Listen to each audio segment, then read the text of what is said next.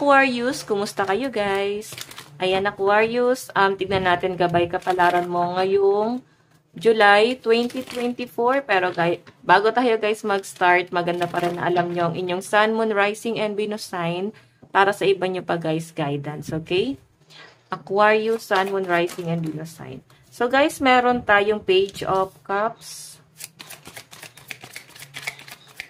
Page of Cups. Meron tayong The World. So, parang yung iba sa inyo guys, nag-e-explore ka. Parang meron kang ine-enhance na talent. Parang gusto mo guys maka-experience ng mga something new. So, napakagaan naman guys sa pakiramdam ng nakikita ko dito, Aquarius, no? Hindi ka guys gano'n nag-iisip ng problema. Siguro may plano ka magdagat ngayong July 2024. So, siguro eto ha, kung wala kayo guys trabaho or pwedeng ang tinitignan mo rito guys is yung oras ng person mo din, no? Tignan pa natin.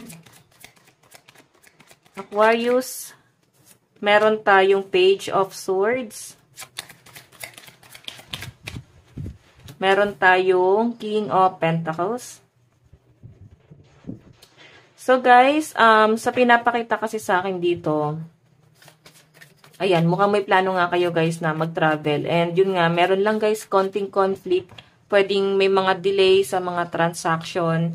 Pwedeng sa mga parcel mo, pwede magkakaroon ka guys ng problema. Basta may mga something na, kung may plano ka guys na mag-order ng gamit, technology. So, expect nyo guys na pwedeng may delay dito. So, mas maganda siguro guys na mag-walk-in na kayo. Wag na kayo guys mag-try na bumili ng mahal sa online. Kasi kung makita nyo guys, King of Pentacles, mabagal po. So, hayan nga guys. Yun lang yung pinapakita sa akin guys. Maaaring magkakaroon ng mga delay sa mga ano mo. Okay? And ayan guys, sa mga nagpaplano guys magbakasyon ngayong July 2024, magandang buwan siya para sa inyo. Kasi mukhang ito yung hindi masyadong stress, hindi ka masyadong nag-iisip ng mga negative at parang mafe-feel mo guys napakahaba ng araw ng July. Okay? Kasi parang lahat nagawa nyo. Okay, naging busy ka, at the same time, nag-enjoy naman kayo guys, kahit sobrang busy. Okay, so tignan pa natin guys. Pagdating naman sa inyong love life, Aquarius.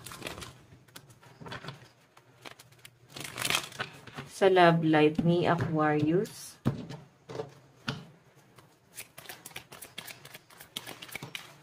Okay. So guys, meron po tayong collaboration. So, eto guys, sa partnership. So, I think guys, nagkakaroon kayo guys ng plano ng person mo. Hindi lang kayo guys, basta nakapokus lang doon sa love life. Kumbaga, nagpo-focus talaga kayo guys sa business, kung paano pa kayo guys lalago, kung paano nyo guys makukuha yung stability. Kumbaga, nagsanib puwersa talaga kayo guys. Kaya parang, napakagaan naman guys sa pakiramdam sa pinapakita sa akin dito. Ayan o, may collaboration. Tignan pa natin. Okay, tignan pa natin guys.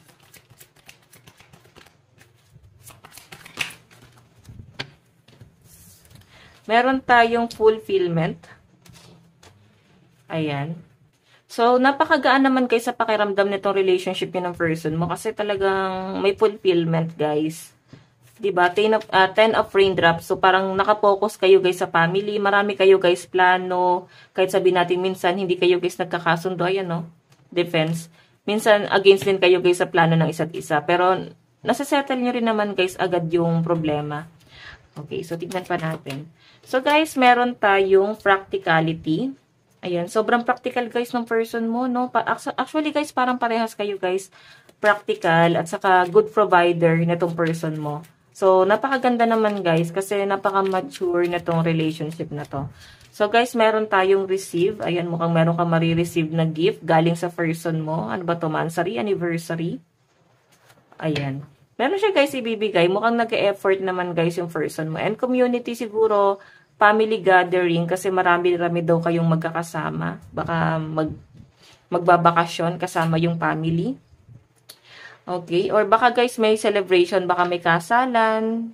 Maliit na kasalan lang naman to guys. Pwedeng ganun na parang pinaghahandaan nyo. Tignan pa natin guys, love advice. So, ngayong buwan ng July 2024, guys, ay wala man ako nakitang magiging problema. Kasi parang, natong mga nakaraan lang. So, ngayon naman kasi guys, mukhang nagmamature na kayo. Advice, love advice. So guys, meron tayong marriage. Di ba, kakasabi ko lang, mukhang may magpapakasal dito. So ito na nga guys yung sinasabi dito. Baka pinaghahandaan nyo na guys to. Ayun, a marriage of souls is a union of two divine counterparts blending together. Wow. Congrats guys no, sa mga ikakasal ngayong July 2024 sa mga Aquarius. Tingnan natin guys. Meron tayong moment. Think of a special moment that brought you much joy with your partner. Mukhang mag-e-enjoy talaga kayo guys ng person mo ngayong July. Mukhang meron kayo guys, pwede may blessing na darating sa inyong dalawa na parang ikatutuwa nyo parehas. Okay, or pwedeng may pinaplano kayo na kasalan dito. Tignan pa natin pagdating sa inyong pera at trabaho ngayong July 2024. Oops. Meron tayo guys revert, 'di ba? Merong new beginning. Siguro guys meron kayo guys promotion or bagong trabaho. And sa pinapakita rin sa akin dito guys, pwedeng meron kayo guys tinalikuran na trabaho. Pwedeng pili nyo guys hindi kayo nag-grow dun sa bagay na yon. Kaya parang bibitawan ng mga Aquarius. So, I think Aquarius, nag-e-explore ka talaga. Kagaya nga nasabi ko kanina, nag-e-explore ka.